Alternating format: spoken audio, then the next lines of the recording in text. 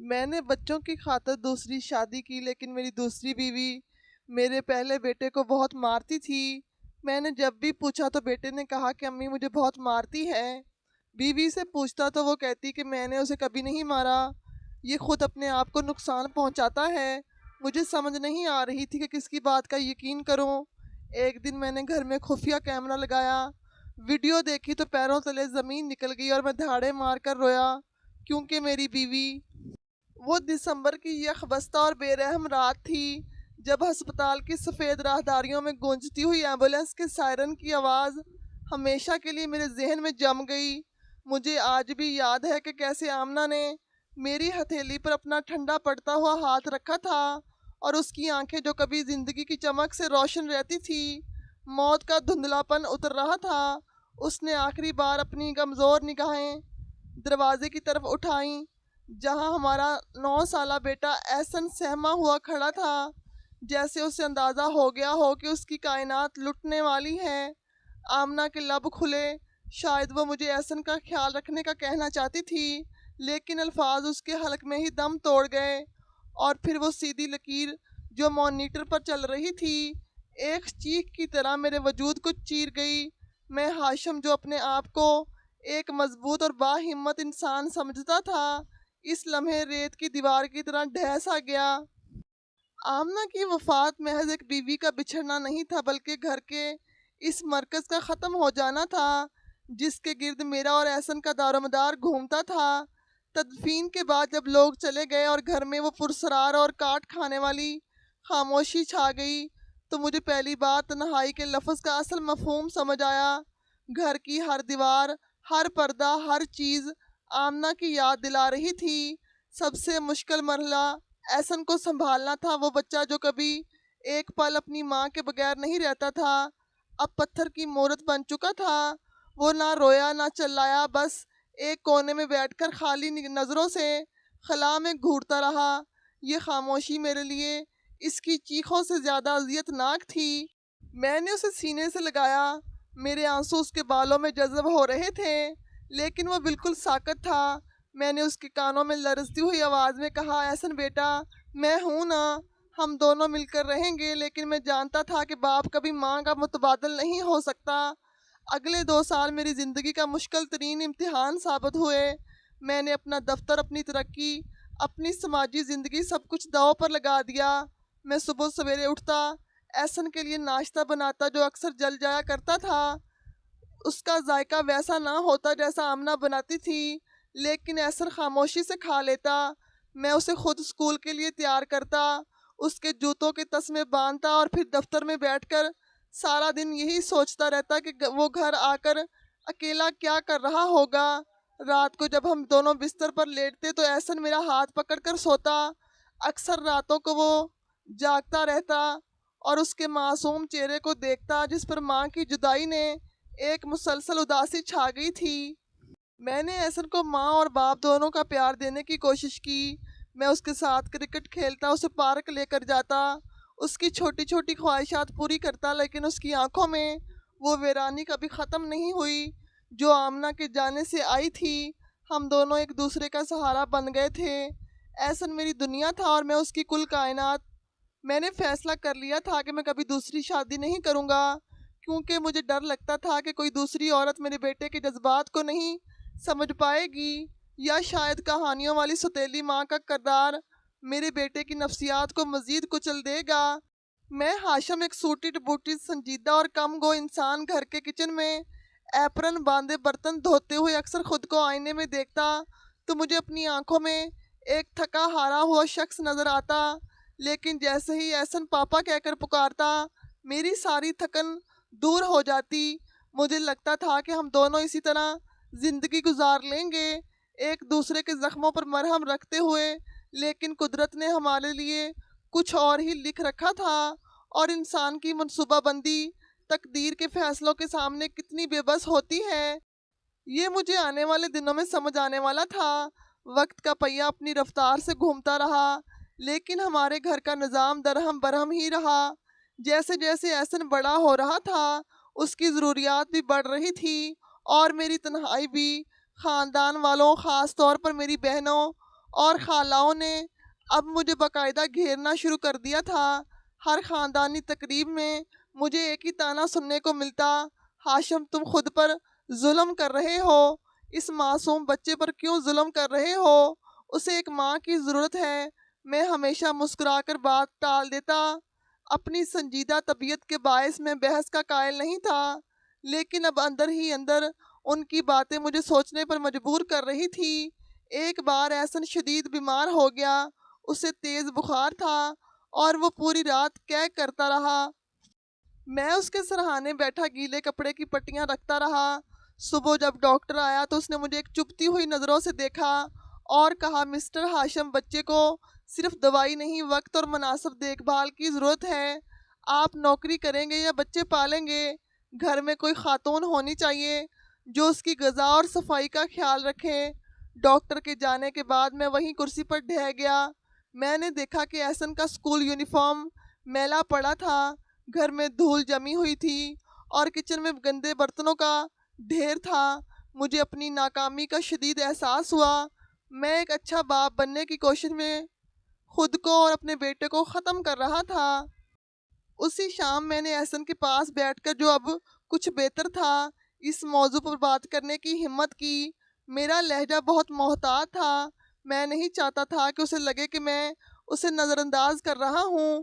میں نے اس کے بالوں میں انگلیاں پھیرتے ہوئے کہا، احسن بیٹا، آپ سارا دن اکیلے بور ہو جاتے ہو نہ؟ دادی اور پھپھو کہتی ہیں کہ ہمیں کسی کو گھر لے آنا چاہیے جو ہمارا خیال رکھے، ایک نئی امی۔ میرا دل دھک دھک کر رہا تھا کہ کہیں وہ رو نہ پڑے یا ناراض نہ ہو جائے، لیکن احسن نے اپنی بڑی بڑی آنکھوں سے مجھے دیکھتے ہوئے کہا۔ کچھ دیر خاموش رہا اور پھر بہت دھیمے لہجے میں بولا، پاپا، اگر وہ آئیں گی تو آپ کو برتن نہیں دھونے پڑیں گے، آپ میرے پاس زیادہ وقت بیٹھیں گے نا؟ اس کی معصومیت نے میرا کلیجہ چیر دیا۔ اس بچے کو ماں کی ممتا سے زیادہ اپنے باپ کے سکون کی فکر تھی۔ میں نے اسے گلے لگایا اور وعدہ کیا، بیٹے، جو بھی آئے گی وہ تمہاری ماں بن کر رہے گی، اور اگر اس نے تمہیں ذرا بھی دکھ دیا تو میرے لیے تم سے بڑھ کر کوئی نہیں ہوگا۔ احسن کی رضامندی نے میرے فیصلے کی مہر ثابت کر دی۔ میں نے گھر والوں کو اجازت دے دی، لیکن ایک شرط رکھی کہ لڑکی کوئی بہت امیر یا ماڈرن نہ ہو، بلکہ کوئی اچھی ہو، جسے گھر کی ضرورت ہو، جو سمجھدار ہو اور ممتا کی قدر جانتی ہو۔ تلاش شروع ہوئی اور قرہ سائرہ کے نام نکلا۔ سائرہ ایک 35 سالہ خاتون تھی جس کے سر سے ماں باپ کا سایہ اٹھ چکا تھا اور وہ اپنے بھائی بھابھی کے گھر ایک بوجھ کی طرح رہ رہی تھی۔ جب میں سائرہ سے پہلی بار ملا تو مجھے اس میں کوئی مصنوعی پن نظر نہیں آیا۔ وہ خوبصورتی کا شاہکار تو نہیں تھی، لیکن اس کے چہرے پر ایک عجیب سا وقار اور آنکھوں میں گہری اداسی تھی۔ میں نے اسے صاف صاف بتایا، دیکھو سائرہ، میں نے یہ شادی صرف اپنے بیٹے احسن کے لیے کی ہے، میرے لیے وہ میری زندگی ہے۔ اگر تم اسے اپنا لو گی، یہ گھر تمہارا ہے، میری عزت اور کمائی سب تمہاری ہے۔ سائرہ نے جھکی ہوئی نظروں کے ساتھ اسبات میں سر ہلایا اور مدھم سی آواز میں کہا، میں یتیمی کا دکھ جانتی ہوں، ہاشم صاحب، آپ کا بیٹا مجھے اپنے بچوں سے زیادہ عزیز رہے گا، یہ میرا وعدہ ہے آپ سے۔ اس کا لہجہ اتنا سچا تھا کہ میرے دل کا بوجھ ہلکا ہو گیا۔ شادی انتہائی سادگی سے ہوئی اور سائرہ ہمارے گھر آ گئی۔ وہ گھر جو آمنہ کے بعد ایک ویران کھنڈر بن چکا تھا، اب وہاں ایک نئی امید کا دیا جلنے والا تھا۔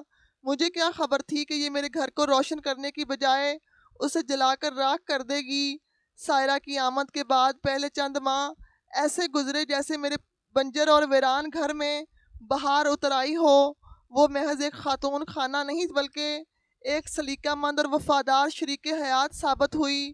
گھر کا وہ نقشہ جو آمنہ کے بعد سے بگڑ چکا تھا، سائرہ نے اپنے ہنر اور محنت سے اسے دوبارہ سنوار دیا۔ اب جب میں شام کو تھکا ہارا دفتر سے گھر لوٹتا تو دروازہ کھلتے ہی گھر سے وہ مانوس اور اپنائیت بھری خوشبو آتی جو ایک عرصے سے غائب تھی۔ گھر کا ہر گوشہ صاف ستھرا اور ترتیب سے ہوتا، میرے کپڑے استری شدہ ملتے اور کھانے کی میز پر طرح طرح کے لوازمات سجے ہوتے، لیکن ان سب سے بڑھ کر جو چیز مجھے متاثر کر رہی تھی وہ سائرہ کا اپنا وجود تھا۔ وہ کم گو اور شرمیلی تھی، لیکن اس کی خاموشی میں ایک گہرا سکون تھا۔ شروع کے دنوں میں ہمارے درمیان بات چیت صرف ضروریات تک محدود رہی، لیکن آہستہ آہستہ اس اجنبیت کی دیوار میں دراڑیں پڑنے لگیں۔ مجھے یاد ہے ایک سرد شام جب دن میں بالکونی میں بیٹھا فائلیں دیکھ رہا تھا، سائرہ میرے لیے چائے لے کر آئی۔ اس نے کپ میرے سامنے رکھا تو میں نے دیکھا کہ اس کے ہاتھ کانپ رہے تھے۔ میں نے بے اختیار اس کی طرف دیکھا اور مسکرا کر کہا، سائرہ تم نے اس گھر کو وہ سکون دیا ہے جس کے لیے میں ترس گیا تھا۔ میں تمہارا جتنا شکریہ ادا کروں کم ہے۔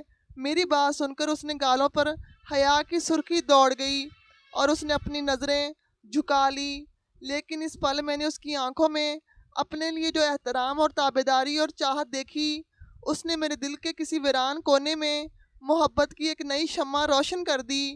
یہ وہ محبت نہیں تھی جو مجھے آمنہ سے تھی، بلکہ یہ ایک سنجیدہ اور شکر گزاری سے بھرا احساس تھا کہ کوئی ہے جو میری اور میرے گھر کی پرواہ کرتا ہے۔ اب ہم اکثر رات کے کھانے کے بعد کچھ دیر باتیں کرتے، وہ میرے دفتر کی تھکاوٹ کا پوچھتی اور میں اس کے دن بھر کی مصروفیات کا۔ مجھے محسوس ہونے لگا تھا کہ میں اور سائرہ ایک بہترین جوڑا بن رہے ہیں اور میرا فیصلہ غلط نہیں تھا، لیکن اس مثالی اور خوشگوار تصویر میں ایک چیز ایسی تھی جو مجھے اندر ہی اندر کھٹک رہی تھی، اور وہ تھا میرے بیٹے احسن کا رویہ۔ میں نے سوچا تھا کہ احسن سائرہ کے آنے پر خوش ہوگا، لیکن مجھے اس کے رویے میں ایک عجیب سا خوف اور سہم محسوس ہو رہا تھا۔ وہ سائرہ سے بدتمیزی نہیں کرتا، نہ ہی غصہ دکھاتا تھا، بلکہ وہ اس سے ڈرتا تھا۔ جب سائرہ کمرے میں داخل ہوتی تو احسن جو پہلے کھیل رہا ہوتا یا ہنس رہا ہوتا، اچانک چپ ہو جاتا اور سمٹ کر صوفے کے کونے میں گھس جاتا۔ اس کی نظریں سائرہ پر نہیں ہوتی بلکہ فرش پر گڑ جاتی، جیسے وہ کسی بہت سخت پریشانی یا کسی خوفناک اجنبیت کے سامنے بیٹھا ہو۔ شروع میں مجھے لگا کہ یہ صرف ابتدائی جھجک ہے، لیکن وقت گزرنے کے ساتھ ساتھ یہ خوف کم ہونے کی بجائے بڑھتا دکھائی دیا۔ ایک روز ہم تینوں ڈائننگ ٹیبل پر کھانا کھا رہے تھے۔ سائرہ نے پیار سے احسن کی پلیٹ میں بوٹی رکھنے کے لیے ہاتھ بڑھایا تو احسن کا رد عمل اتنا شدید تھا کہ میں چونک گیا۔ جیسے ہی سائرہ کا ہاتھ اس کے قریب آیا، احسن ایک دم پیچھے ہٹا اور اس کا جسم کانپنے لگا۔ اس کی آنکھوں میں ایسا خوف تھا جیسے سائرہ اسے مارنے لگی ہو۔ سائرہ کا ہاتھ ہوا میں ہی رک گیا، اس کا چہرہ فک ہو گیا اور اس نے شرمندگی سے میری طرف دیکھا۔ میں نے فوراً بات سنبھالنے کے لیے کہا، احسن بیٹا، امی صرف کھانا دے رہی ہیں، آپ ڈر کیوں رہے ہیں؟ احسن نے کچھ نہیں کہا، بس پانی کا گلاس ہونٹوں سے لگایا اور اس کے ہاتھ لرز رہے تھے۔ اس رات سائرہ میرے پاس آئی، اس کی آنکھوں میں آنسو تھے اور اس نے رندی ہوئی آواز میں کہا، ہاشم صاحب، مجھے لگتا ہے احسن مجھ سے ڈرتا ہے، شاید اسے لگتا ہے کہ میں سوتیلی ماں ہوں تو میں اسے ماروں گی۔ میں نے کبھی اسے اونچی آواز میں بات تک نہیں کی، پھر وہ مجھ سے اتنا خوفزدہ کیوں ہے؟ میں نے سائرہ کے ہاتھ اپنے ہاتھوں میں لیے اور اسے تسلی دی، پاگل مت بنو سائرہ، تم بہت اچھی ماں ہو۔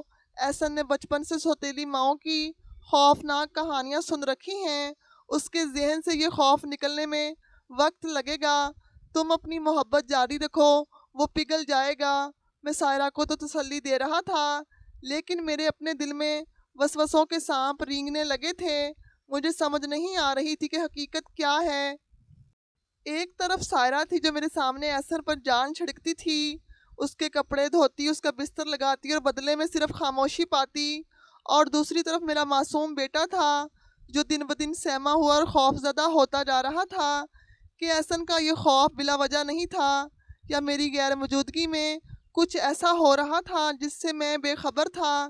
یہ سوال میری خاموشیوں کو دیمک کی طرح چاٹنے لگا تھا، لیکن فی الحال سائرہ کی محبت اور خلوص کا پلڑا بھاری تھا، اس لیے میں نے احسن کے اس خوف کو اس کی بچگانہ نفسیات سمجھ کر نظر انداز کر دیا۔ یہ میری زندگی کی وہ غلطی تھی جس کا خمیازہ ہمیں بہت جلد بھگتنا تھا۔ وقت کا سفر جاری تھا اور بظاہر زندگی معمول پر دکھائی دے رہی تھی، لیکن میرے گھر کی فضا میں غیر محسوس سا تناؤ پیدا ہو چکا تھا جو میرے اعصاب پر سوار رہنے لگا تھا۔ سائرہ اور میرے درمیان تعلقات میں ایک خاموش محبت اور گہرا احترام جڑ چکا تھا۔ وہ ایک بہترین بیوی ثابت ہو رہی تھی، میری چھوٹی سے چھوٹی ضرورت کا خیال رکھتی، میرے بن کہے میری بات سمجھ جاتی، اور اس کی موجودگی نے میری تنہائی کو شکست دے دی تھی۔ میں جب بھی اس کی طرف دیکھتا میرے دل میں ایک تشکر کا احساس ابھرتا کہ خدا نے مجھے آمنہ کے بعد ایک اور نیک سیرت بیوی سے نوازا ہے۔ لیکن جیسے ہی میری نظر میرے بیٹے احسن پر پڑتی، میرا سارا سکون غارت ہو جاتا اور دل میں وسوسوں کے کانٹے چبھنے لگتے۔ احسن کا خوف کم ہونے کی بجائے دن بدن بڑھتا جا رہا تھا، اور اب میرے گھر آتے ہی مجھ سے چمٹ جاتا اور اس کی آنکھوں میں ایک ایسی فریاد ہوتی جو میرے کلیجے کو چھلنی کر دیتی۔ وہ سائرہ کے سامنے بالکل خاموش رہتا، لیکن اس کی غیر موجودگی میں اس کا رویہ عجیب سا ہو جاتا۔ شک کا وہ بیج جو احسن کے ابتدائی رویے نے بویا تھا، اب آہستہ آہستہ تناور درخت بن رہا تھا، اور اس کی جڑیں میرے دماغی سکون کو کھوکھلا کر رہی تھی۔ بات صرف خوف تک محدود رہتی تو شاید میں برداشت کر لیتا، لیکن اب شکایات کا سلسلہ شروع ہو چکا تھا، اور یہ شکایات اتنی مبہم اور پرسرار تھی کہ مجھے سمجھ نہیں آتا تھا کہ کس پر یقین کروں اور کس کو جھٹلاؤں۔ ایک شام جب میں دفتر سے گھر لوٹا تو خلاف معمول احسن ڈرائنگ روم میں نہیں تھا، سائرہ کچن میں تھی۔ میں سیدھا احسن کے کمرے میں گیا، وہ اپنے بستر پر اوندے منہ لیٹا سسکیاں لے رہا تھا۔ میں نے گھبرا کر اسے سیدھا کیا اور پوچھا، احسن کیا ہوا؟ میرے شیر کو تم رو کیوں رہے ہو؟ اس نے پہلے تو کچھ نہیں کہا، بس اپنی آنکھیں مجھ پر گاڑ دیں۔ پھر وہ دھیمی آواز میں بولا، پاپا مجھے بہت بھوک لگی ہے۔ میں حیران رہ گیا، گھڑی دیکھی تو رات کے 8 بج رہے تھے۔ میں نے غصے اور حیرت سے پوچھا، کیا مطلب؟ امی نے تمہیں کھانا نہیں دیا؟ احسن نے نفی میں سر ہلایا اور پھر سہمے ہوئے انداز میں دروازے کی طرف دیکھا، جیسے اسے ڈر ہو کہ کوئی سن نہ لے۔ اس نے سرگوشی کی، میں نے مانگا تھا لیکن آنٹی نے کہا کہ ابھی پاپا آئیں گے تو سب ساتھ میں کھائیں گے۔ مجھے دوپہر کو بھی بہت تھوڑا کھانا ملا تھا۔ میرا خون کھول اٹھا۔ ایک 11 سالہ بچہ بھوک سے رو رہا ہو اور گھر میں اناج کی کمی نہ ہو، یہ میرے لیے ناقابل برداشت تھا۔ میں غصے کے عالم میں باہر نکلا اور سائرہ کو آواز دی۔ سائرہ ہاتھ پونجتی ہوئی کچن سے نکلی، اس کے چہرے پر وہی روایتی مسکراہٹ تھی، لیکن میرا چہرہ دیکھ کر اس کی مسکراہٹ سمٹ گئی۔ میں نے سختی سے پوچھا، سائرہ احسن کو کھانا کیوں نہیں دیا تم نے؟ بچہ بھوک سے بلک رہا ہے اور تم یہاں اطمینان سے کام کر رہی ہو۔ سائرہ کے چہرے پر حیرت کے تاثرات نمایاں تھے۔ اس نے بوکھلا کر کہا، ہاشم صاحب آپ کیا کہہ رہے ہیں؟ میں نے عصر کے وقت اسے سینڈوچ بنا کر دیے تھے اور ساتھ جوس بھی، اس نے کھائے بھی تھے۔ آپ پلیٹ دیکھ لیں، سنک میں رکھی ہے۔ میں واپس کمرے میں گیا اور احسن سے پوچھا۔ احسن نے معصومیت سے کہا، پاپا وہ تو میں نے ڈر کے مارے کھا لیے تھے، لیکن وہ بہت کڑوے تھے، مجھے لگتا ہے اس میں کچھ خراب تھا، مجھے الٹی آ رہی تھی۔ میں عجیب حیرت کا شکار ہو گیا۔ ایک طرف سائرہ کی حیران کن آنکھیں تھیں جو قسمیں کھا رہی تھی کہ اس نے کھانا دیا ہے، اور دوسری طرف میرا معصوم بچہ جو بھوک سے نڈھال لگ رہا تھا۔ میں نے اس وقت بات کو دبا دیا اور احسن کو خود اپنے ہاتھوں سے کھانا کھلایا، لیکن میرے دل میں سائرہ کے لیے پہلی بار نفرت کی ایک ہلکی سی لہر اٹھی۔ مجھے لگنے لگا کہ شاید سائرہ وہ نہیں ہے جو وہ نظر آتی ہے۔ کیا یہ ممکن ہے کہ وہ میرے سامنے محبت کا ناٹک کرتی ہو اور میری پیٹھ پیچھے میرے بچے کو اذیت دیتی ہو؟ یہ سوچ میرے لیے زہر قاتل تھی۔ اگلے چند دن گھر کا ماحول انتہائی کشیدہ رہا۔ میں سائرہ کی ہر حرکت کو شک کی نگاہ سے دیکھنے لگا۔ وہ بیچاری مجھے خوش کرنے کی کوشش کرتی، لیکن میں اسے کترانے لگا۔ میری اس بے رخی نے سائرہ کو بھی اداس کر دیا۔ ایک رات جب خاموشی بہت گہری تھی، سائرہ نے میری طرف کروٹ لی اور گلو گیر لہجے میں کہا، ہاشم میں محسوس کر رہی ہوں آپ مجھ سے دور ہو رہے ہیں۔ اگر وہ اس سے کوئی غلطی ہوئی ہے تو بتائیں، خدا گواہ ہے میں نے احسن کو کبھی اپنی اولاد سے کم نہیں سمجھا، لیکن مجھے سمجھ نہیں آ رہا کہ وہ مجھ سے اتنا خائف کیوں ہے اور آپ مجھ پر اعتبار کیوں نہیں کر رہے۔ اس کی آنکھوں میں آنسو تیر رہے تھے اور اس کا لہجہ اتنا دردناک تھا کہ میرا دل پسیج گیا۔ مجھے لگا کہ میں شاید غلط کر رہا ہوں۔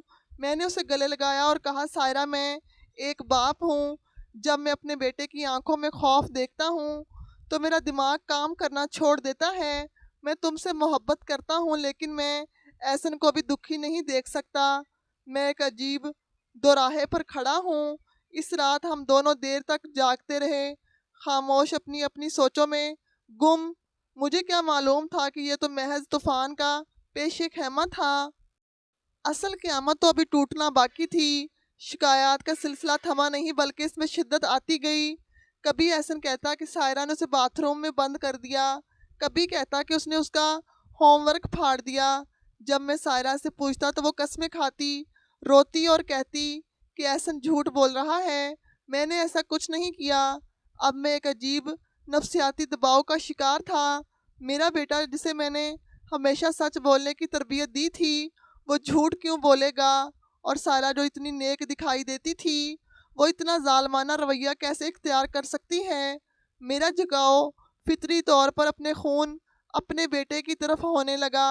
مجھے لگنے لگا کہ سائرہ ایک دوگلی شخصیت کی مالک ہے۔ یہ خیال میرا اندر سکھائے جا رہا تھا کہ میں نے اپنی خوشی کی خاطر اپنے بیٹے کی زندگی جہنم بنا دی ہے۔ میں دفتر میں بیٹھا گھر کے بارے میں سوچتا رہتا۔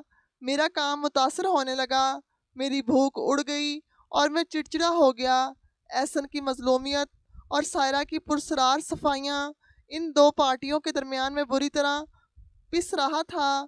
گھر جو کبھی سکون کا گہوارہ تھا وہ میرے لیے ایک میدان جنگ بن چکا تھا، جہاں خاموش نفسیاتی وار ہو رہے تھے۔ حالات اس نہر پر پہنچ چکے تھے کہ اب گھر میں سانس لینا بھی دشوار ہو گیا۔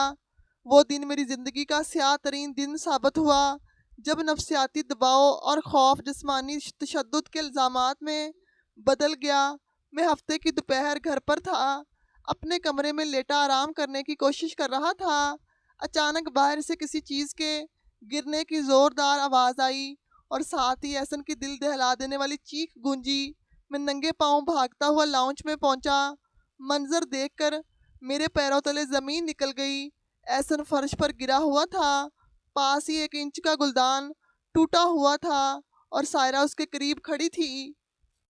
اس کا ہاتھ فضا میں اٹھا ہوا تھا جیسے وہ سنوارنے لگی ہو یا شاید اٹھانے لگی ہو۔ احسن مجھے دیکھتے ہی دھاڑے مار کر رونے لگا اور گھٹنوں کے بل رینگتا ہوا میری ٹانگوں سے لپٹ گیا۔ پاپا بچائیں، یہ مجھے مار دیں گی، انہوں نے مجھے دھکا دیا، پاپا مجھے ان کے پاس نہیں رہنا۔ اس کی آواز میں اتنی دہشت تھی کہ میرا پورا وجود کانپ اٹھا۔ میں نے احسن کو اٹھایا اور سائرہ کی طرف دیکھا۔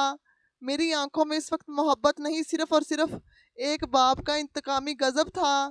سائرہ کا رنگ ہلدی کی طرح زرد ہو چکا تھا۔ اس نے لڑکھڑاتی زبان میں کہا نہیں ہاشم، خدا کی قسم میں نے دھکا نہیں دیا، یہ خود گلدان سے ٹکرایا اور گر گیا، میں تو اسے اٹھانے کے لیے آگے بڑھی تھی۔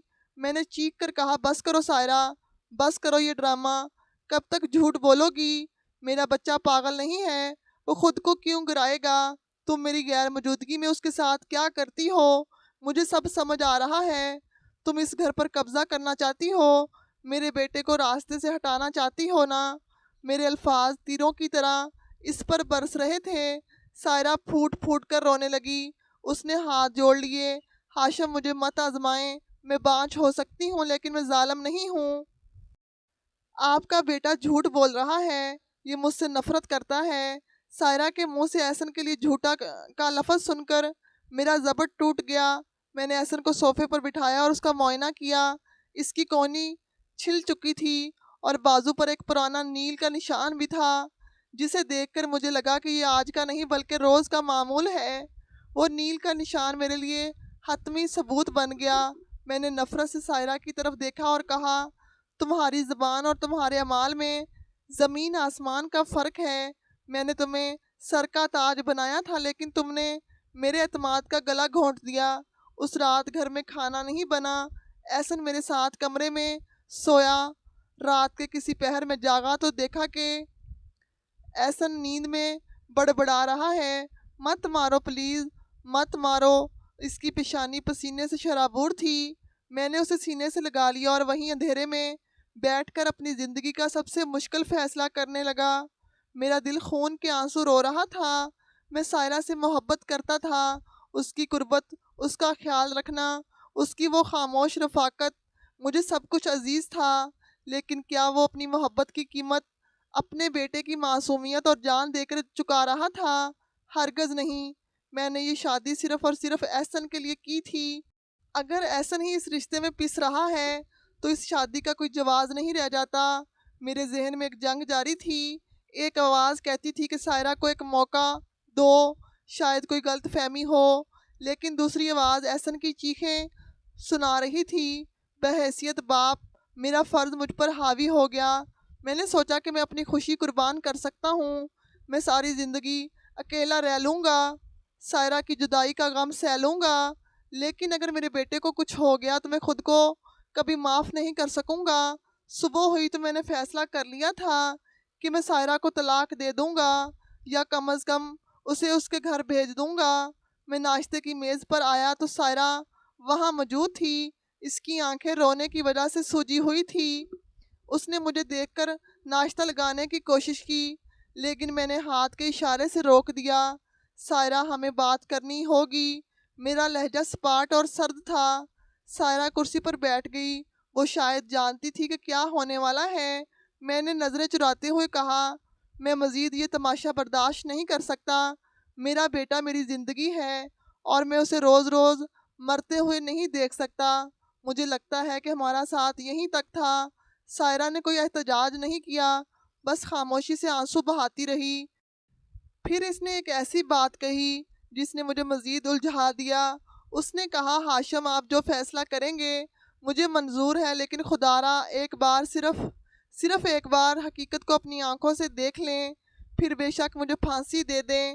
جو آپ دیکھ رہے ہیں اور جو حقیقت ہے اس میں بہت فرق ہے۔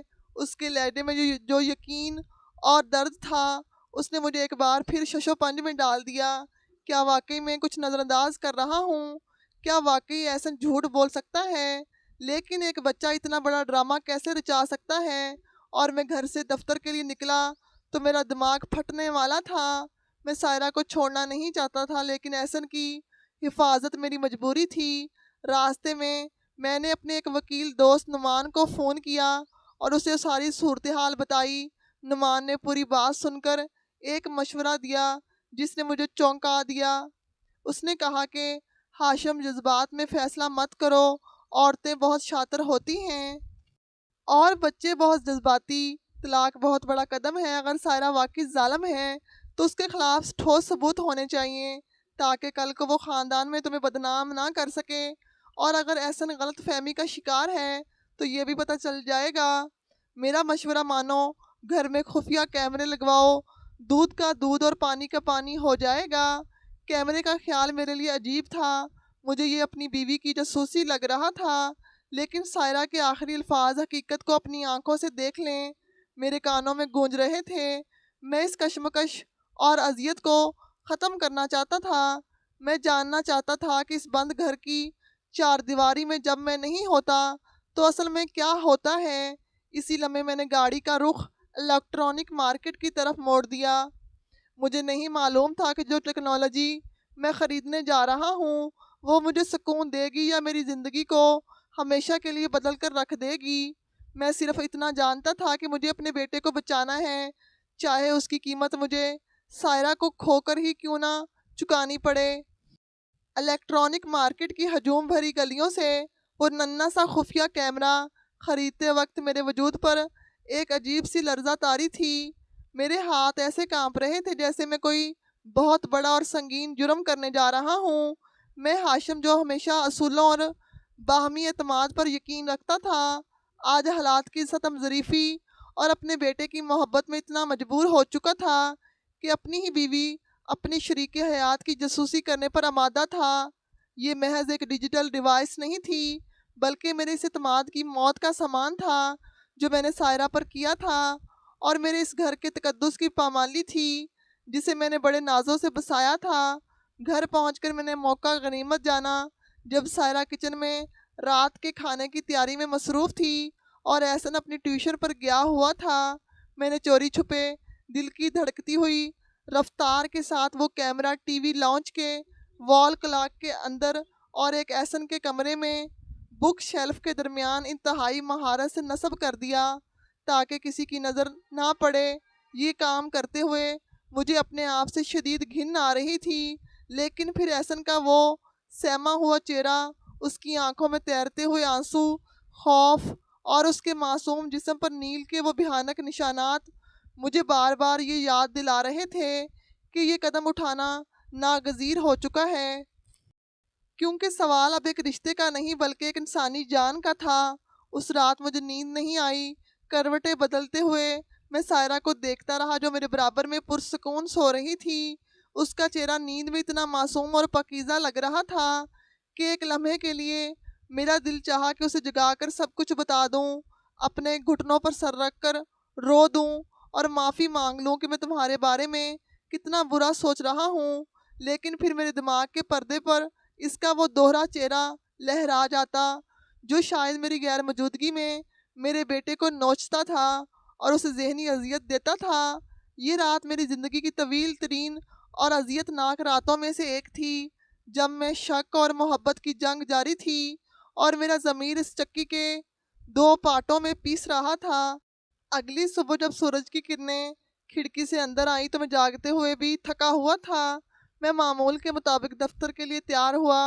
नाश्ते की मेज़ पर सायरा ने मुझे चाय का कप पकड़ाया तो उसकी उंगलियों ने मेरे हाथ को छुआ। उसके लम्स में वही पुरानी गर्मजोशी, वही अपनायत थी, लेकिन मैंने चोर नज़रों से बचते हुए अपना हाथ खींच लिया। मैंने एहसन को स्कूल छोड़ा और उसे गले लगाकर कहा, बेटा आज का दिन हौसला रखना, आज के बाद तुम्हें कोई नहीं सताएगा। पापा वादा करते हैं कि आज शाम तक सब ठीक हो जाएगा। ऐसे ने मुझे अपनी बड़ी बड़ी पुरस्कार नज़रों से देखा और ख़ामोशी से स्कूल गेट के अंदर चला गया। उसकी खामोशी में एक अजीब सी वीरानी थी जो मुझे अंदर तक काट गई। दफ्तर में मेरा एक एक पल सदियों की तरह गुजर रहा था। फाइल मेरे सामने खुली हुई थी, लेकिन अल्फाज मेरी समझ से बालातर थे। मेरे कोलीग्स मुझसे बात कर रहे थे, लेकिन मैं खला में घूर रहा था। मेरी नज़रें बार बार दीवार गिर घड़ी की सुस्त रफ्तार सुइयों पर जमी हुई थी। मेरे दिमाग में खौफनाक मनाजर एक फ़िल्म चल रही थी कि इस वक्त घर में क्या हो रहा होगा। क्या सायरा एहसन को मार रही होगी, क्या वो उसे भूखा रख रही होगी, या शायद उसे बाथरूम में बंद कर दिया होगा। मेरा दिल चाह रहा था कि मैं उड़कर घर पहुंच जाऊं और सायरा का हाथ पकड़कर उसे इसी वक्त घर से निकाल दूं। दोपहर के 3 बजे जब एहसन के स्कूल से घर पहुंचने का वक्त हुआ तो मुझसे मज़ीद ज़ब्त नहीं हो सका। मैंने अपनी एक इंतहाई अहम मीटिंग कैंसिल की, अपना लैपटॉप बैग में डाला और घर की तरफ गाड़ी दौड़ा दी। मेरा दिल सीने में हथौड़े की तरह बज रहा था और माथे पर पसीने के कतरे नमूदार हो रहे थे। ये सफ़र मेरे लिए सिर्फ घर का सफ़र नहीं था, बल्कि सच्चाई के उस जहन्नम का सफ़र था जिसका सामना करने के लिए मैं ज़हनी तौर पर तैयार नहीं था। जब मैं घर पहुंचा तो घर में गहरी पुरस्रार खामोशी थी, ऐसी खामोशी जो तूफ़ान के गुजर जाने के बाद होती है। सायरा शायद अपने कमरे में थी और एहसन अपने कमरे में। मैंने किसी को बुलाए बगैर ड्राइंग रूम का दरवाज़ा अंदर से बंद किया। एयर कंडीशनर की ठंडक भी मेरे पसीने को खुश्क करने से कासर थी। मैंने अपना लैपटॉप निकाला और लरसते हुए हाथों से मेमोरी कार्ड कनेक्ट किया। स्क्रीन रोशन हुई और वीडियो फाइल सामने आ गई। मैंने गहरी सांस ली, आंखें बंद करके खुदा से हिम्मत मांगी और वीडियो प्ले कर दी। मुझे लगा था कि मैं सायरा का जुल्म देखूंगा और फिर जाकर उसे घर से निकाल दूंगा, लेकिन जो कुछ स्क्रीन पर नमूदार हुआ उसने मेरी रूह तक को फना करके रख दिया और मेरे तमाम तर नज़रियात को जड़ से उखाड़ फेंका। वीडियो शुरू हुई तो मंजर साफ था। दोपहर के 2:30 बज रहे थे। घर का मरकजी दरवाज़ा खुला और एहसन अंदर दाखिल हुआ। सायरा किचन से फ़ौरन बाहर आई। उसके चेहरे पर थकावट थी, लेकिन वह मुस्कुरा रही थी। उसके हाथ में पानी का गिलास था। वो एहसन की तरफ बढ़ी और बड़े प्यार से, ममता से भरपूर लहजे में कहा, एहसन बेटा, आगे बहुत गर्मी है, बाहर लाओ, बैग मुझे दे दो और हाथ मुंह धो लो।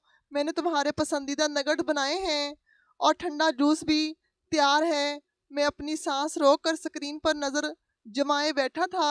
मंजर था कि अब सायरा का लहजा बदलेगा, अब वो पानी का गिलास उसके मुंह पर मारेगी या डांटेगी। लेकिन जो हुआ मेरी तवक्कुत के बिल्कुल बरअक्स था। जैसे ही सायरा ने बैग लेने के लिए हाथ बढ़ाया, मेरे मासूम और सहमे हुए एहसन ने पूरी कुव्वत से अपना भारी स्कूल बैग सायरा के मुंह पर दे मारा। बैग की जिप शायद सायरा के होंठ पर या माथे पर लगी। वो दर्द से कराही और लड़खड़ाकर पीछे सोफे पर गिर गई। पानी का गिलास उसके हाथ से छूटकर कलीन पर गिर गया। मेरी आंखें फटी की फटी रह गई। ये क्या था? मैंने वीडियो को रिवाइंड किया। शायद मुझे देखने में गलती हुई हो, शायद सायरा ने पहले कुछ किया हो, लेकिन नहीं, ये मेरा बेटा ही था जिसके चेहरे पर इस वक्त मासूमियत नहीं बल्कि एक सफाकाराना दरिंदगी और नफरत थी। ऐसी नफरत जो किसी दुश्मन के लिए होती है। ऐसे ने जूते उतारे बगैर सोफे पर छलांग लगाई और सायरा पर चीखा, हट जाओ यहाँ से, मुझे तुम्हारी शक्ल नहीं देखनी। तुम क्यों आई हो मेरे घर? मैंने पापा से कहा भी था कि मुझे तुम नहीं चाहिए, तुम डायन हो। सायरा ने अपने होंठ पर आए हुए खून को दुपट्टे के पल्लू से साफ किया और बजाय गुस्सा करने के, एहसन को मारने के, वो उठ खड़ी हुई और इंतहाई धीमे टूटे हुए लहजे में बोली, बेटा गुस्सा मत करो, तुम्हारा बीपी हाई हो जाएगा, तुम थके हुए हो, आओ खाना खा लो। एहसन मेज़ पर रखी हुई कांच की प्लेट उठाई और ज़ोर से सामने वाली दीवार पर दे मारी। छन करके सारे कांच के टुकड़े हर तरफ बिखर गए। वो चीख रहा था, मैं पापा को बताऊंगा, तुमने मारा है, मैं खुद को ज़ख्मी कर लूँगा, मैं कहूँगा कि तुमने मुझे दीवार पर मारा है। मेरा दिमाग चकरा गया, कमरा मेरे गिर्द घूमने लगा। वो निशानात जो मैं सायरा के जुल्म का सबूत समझता था, वो मेरा बेटा खुद अपने हाथों से अपनी माँ जैसी खादमा को बदनाम करने के लिए लगा रहा था। मैंने सोचा भी नहीं था कि नफ़रत इस कदर शदीद हो सकती है कि इंसान खुद को तकलीफ़ देने लगे। वीडियो में अगला मंजर सबसे ज़्यादा दिल दहला देने वाला था, जिसने मेरी आंखों से बेख्तियार आंसू जारी कर दिए। सायरा जो तशद्दुद का शिकार हुई थी, जिसके माथे से खून रस रहा था, वो भागकर एहसन के कदमों में गिर गई। उसने रोते हुए एहसन के दोनों हाथ पकड़ लिए और गिड़गिड़ाते हुए बोली, एहसन खुदारा ऐसा मत करो, मेरे बच्चे रुक जाओ, तुमने मुझे जितना मारना है मार लो, मुझे घर से निकाल दो, मेरे बाल नोच लो, लेकिन अपने आप को तकलीफ़ मत दो। तुम्हारे पापा तुम्हारी चोट देखकर मर जाएंगे, वो तुमसे बहुत प्यार करते हैं। बेटा उनकी खातिर मुझ पर रहम करो।